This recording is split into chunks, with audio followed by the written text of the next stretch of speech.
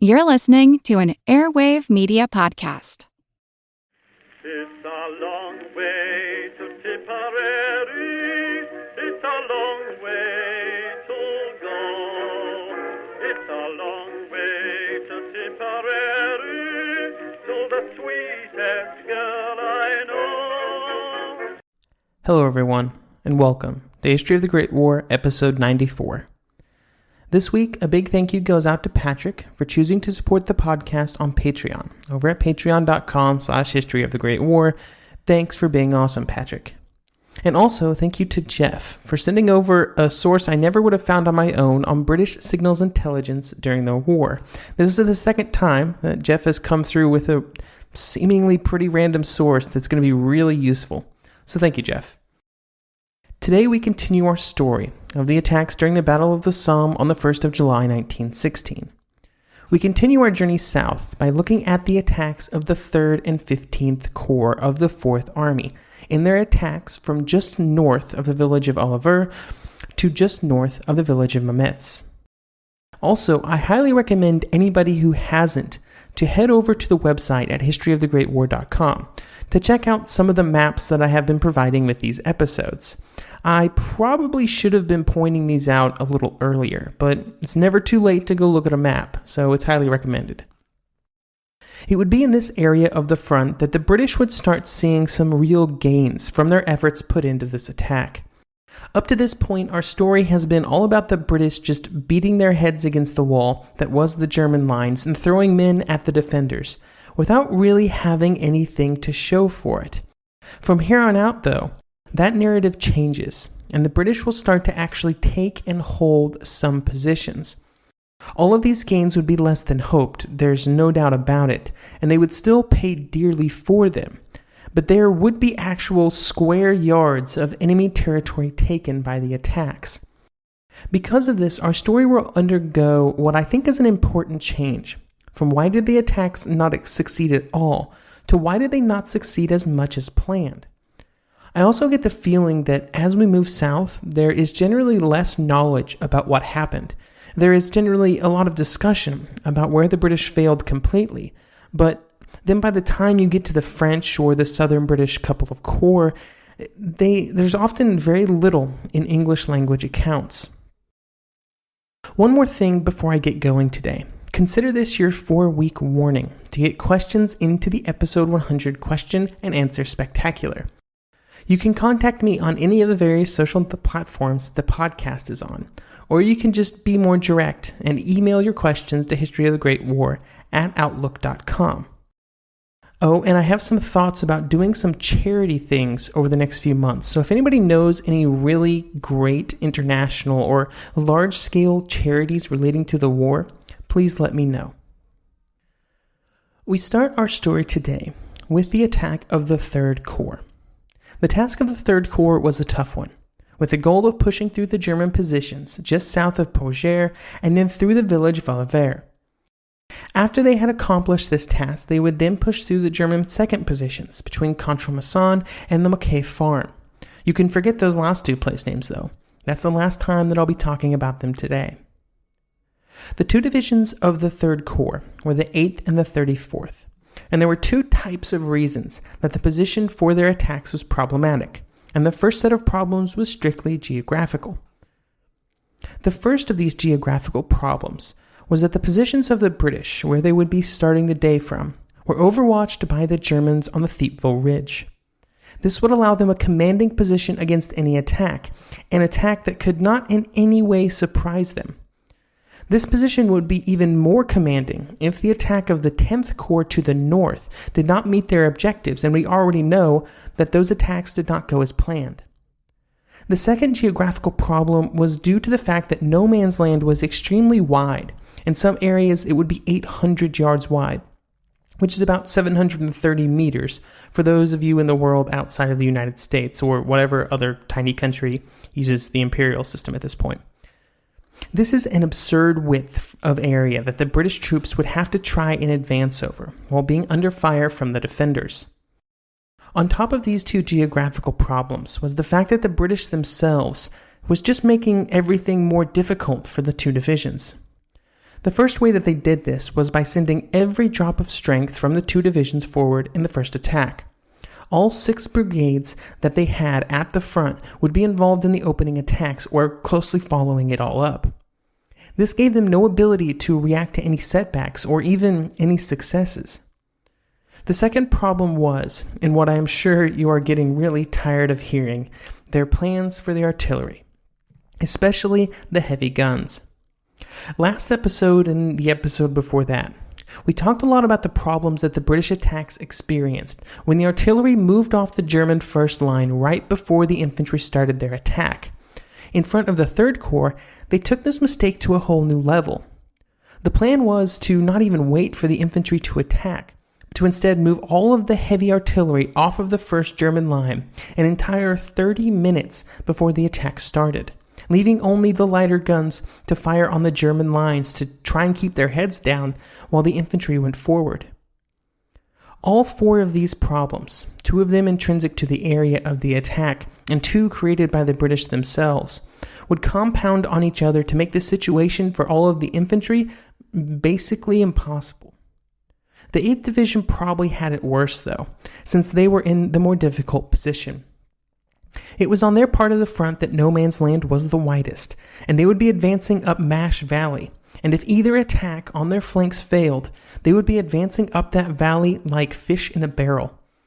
Their commander even took the steps to try and get his attack delayed slightly, just to make sure the positions on the flanks were taken care of before him and his men went forward. But this request was denied almost out of hand. Everybody had to go forward at the same time. On the bright side, if somehow the infantry of the Third Corps was successful in their attack, there were cavalry units just waiting to capitalize on it by moving forward. I think it's probably pretty clear at this point, though, that this cavalry would not have much to do on July the 1st. When the time came for the attack, the 8th Division experienced nothing but a series of failures. The men had been told that there would be no need for these short rushes and getting down on your stomach. Just go straight over, as if you were on parade.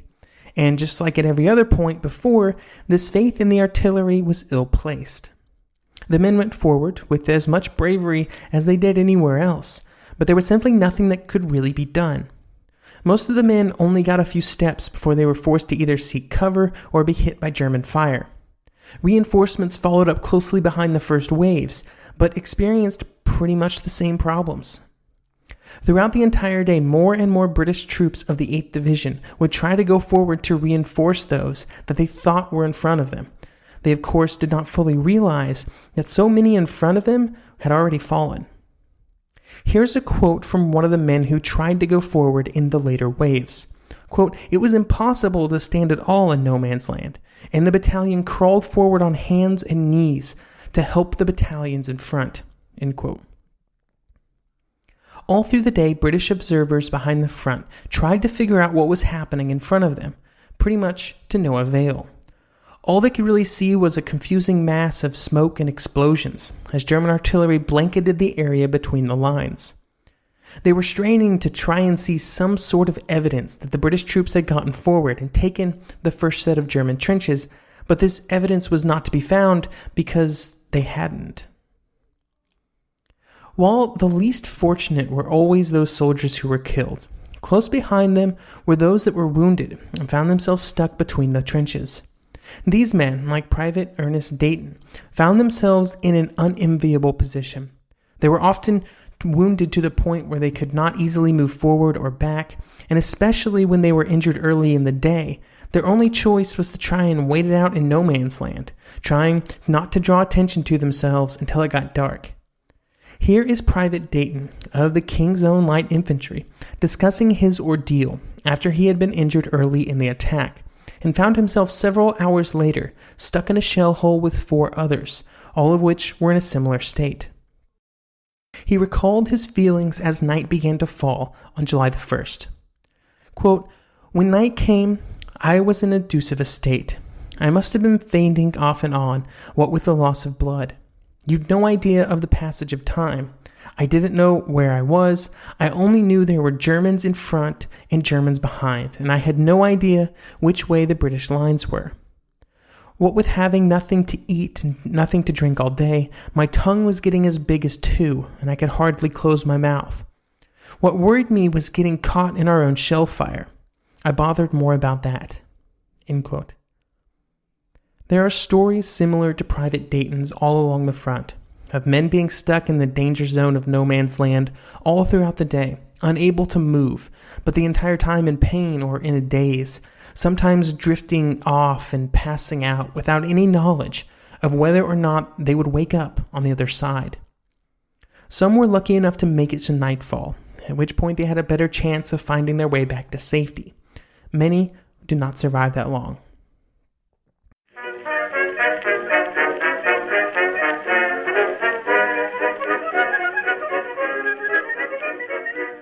The one truth about human history is that change is inevitable.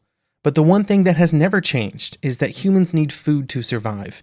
There are many ways to get that food, but one of the easiest ones is Factor. Factor delivers ready-to-eat meals right to your door. All you have to do is heat them up and dig in. In 2 minutes, you can be eating tasty keto or vegan options, or any of their 35 options that they have available every week. So you can choose maybe the cheesy garden herb chicken, maybe the Santa Fe green chili beef skillet, or perhaps the Caribbean spiced tofu. It is all delicious, and if you have a bit of a sweet tooth, Factor still has you covered with a wide range of snack and smoothie options. Chocolate mocha cheesecake, snickerdoodle macaroons. Any of that sound good? And don't worry, even the tasty stuff is dietitian approved. Head over to factormeals.com/GW50 and use code GW50 to get 50% off. That's code GW50 at factormeals.com/GW50 to get 50% off.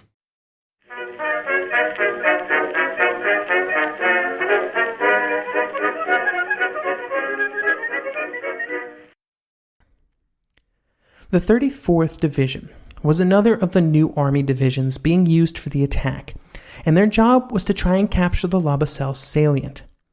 The plan was to send the division forward in 4 columns to close in on their objectives from several different directions.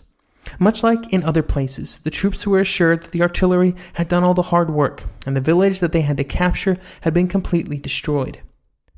When they began to move forward, once again the German dugouts and defenses were not at all destroyed and were in quite a good state. However, in this area, like some others, the artillery was not the only tool that the British had to deal with the German positions. They had also put a large amount of effort into the creation of 2 mines.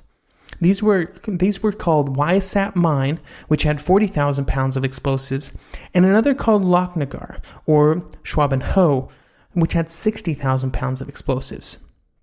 So they're really not messing around here. These are very large mines that are really going to go boom.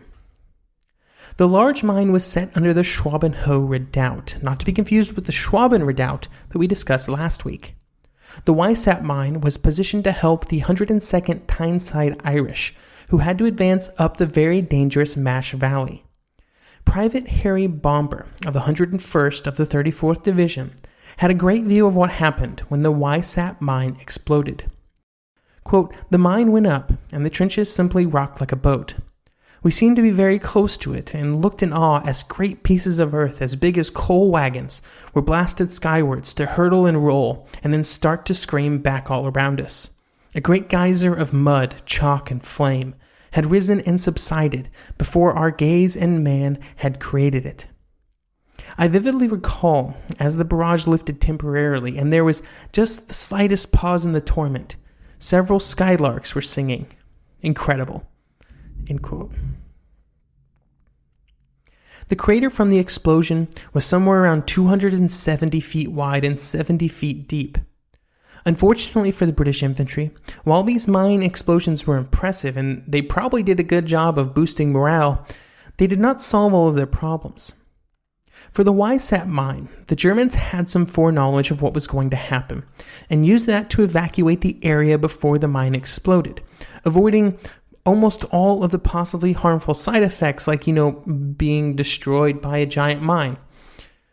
The mine under the Schwabenhoe Redoubt did cause some damage, but it did not completely put the German positions in the area out of commission.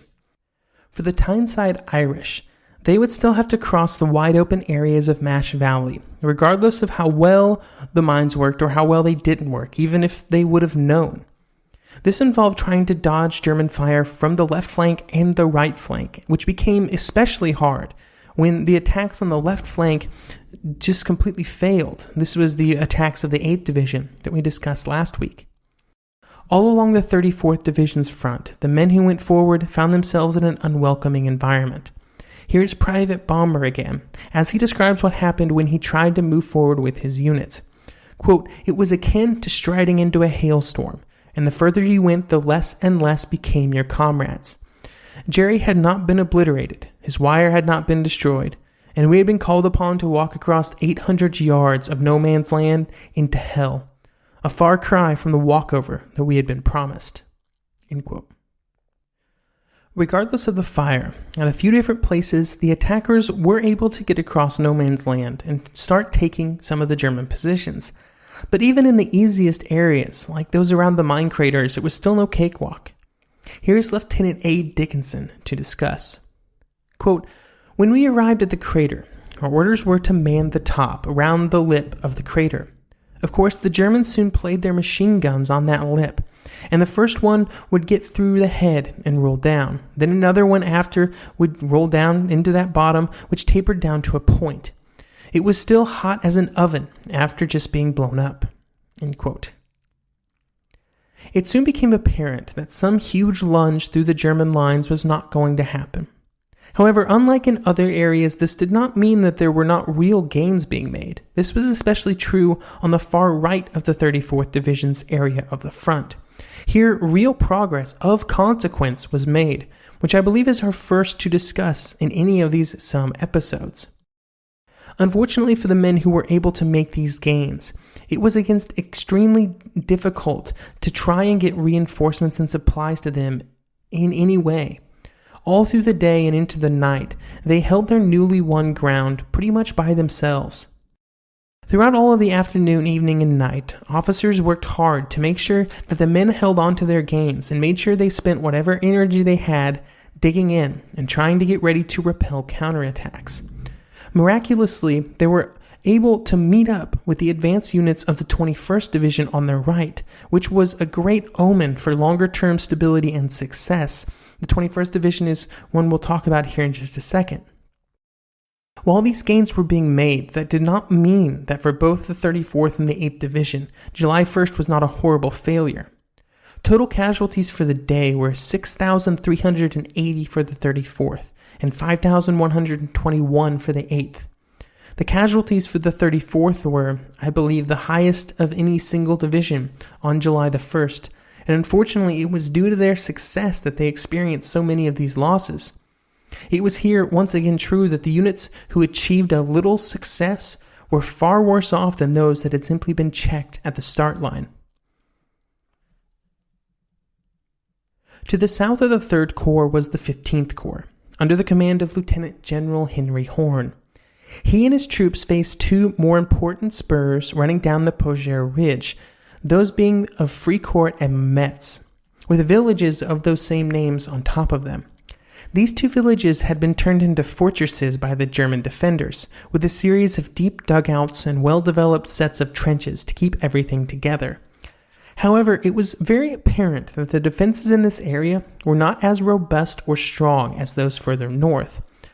This would not have been enough for the British to succeed, though. The positions were not that weak. But when combined with a few advantages that the 15th Corps had that other units to the north did not, well, good results would follow. The first advantage for the British was simply in the terrain. The German positions were generally lower on the forward slopes of the ridge in this area. This combined with the fact that the British had a pretty good rise behind their lines, giving them much better vision of the Germans than at any point to the north. The lines were also far closer together on this part of the front, making it safer and quicker for the infantry to attack and, more importantly, for reinforcements to reach them. Another factor in the Brits' favor was the fact that the bombardment in this area had been far more effective than in other areas, and in fact, the preliminary bombardment had caused a good amount of havoc among the German defenders. There had also been a far more concerted focus on counter-battery fire from the artillery of the 15th Corps. This focus was combined with the fact that the 13th Corps and the French to their south also put a far greater focus on the use of counter-battery fire to give the German artillery all along the front from here to the south a pretty good beating. This would not make the attack easy, but it would make it possible, at least over the first series of objectives. And these first objectives were for the 21st Division, the capture of Fricourt on the left, and for the 7th Division on the right to move against Mametz. On the north side of the attack near Fricourt, a good gauge of how well the British attack went for a specific unit was simply to look at how far away they were from Fricourt itself. In general, the units that were attacking directly against the village were in for a very rough time, but the further away from the town the unit was, the better off they were. Most of this revolved around the amount of machine guns in and around Fricourt and the areas of the front that they focused on. On the far left of the 15th Corps' front, two of the brigades were able to push into the German lines, even though they were under fire from both Fricourt and from the German positions to the north. On the right of Fricourt, the 22nd Brigade was able to make it both forward and then into Fricourt itself, although it would be unable to fully hold on to its gains inside the village. Already you can see that this is going a bit better than to the north. The real gains, though, came from the right side of the front and the 7th Division. Here the British attacks quickly began to gain momentum and make real progress. By the middle of the afternoon, the village of Mametz itself was fully secured by the British, and the men had been able to advance just beyond it to establish a new defensive line. This was a huge accomplishment. For these gains, the 21st Division had suffered 4,256 casualties, and the 7th had lost just 3,380. This is a great example of how important counter-battery fire was during these battles. Because it was given such a greater focus by the units in this area of the front and to the south of it, not only were gains easier to secure, but reinforcements and supplies were actually able to have even the smallest chance of getting forward. Sure, there were other mitigating factors, like the German line in this area being weaker or maybe placed less optimally, or maybe the geography was just not as good for the defense. However, if you look at the gains made on July the 1st, they almost directly correlate with the focus and effectiveness of the counter-battery fire on that specific area of the front. The 15th Corps' advance was mostly hindered by the strong German positions to the north that all of the other attacks had failed to deal with. But as we continue to move south next week, you'll notice that the gains will become a lot more, and it was because of the efforts of the 15th Corps that this was all possible. They started the trend of pushing further in, and as we move south, it will continue. So, as we talk about the great gains of the 13th Corps and the French next week, remember the 15th and their role in opening that door.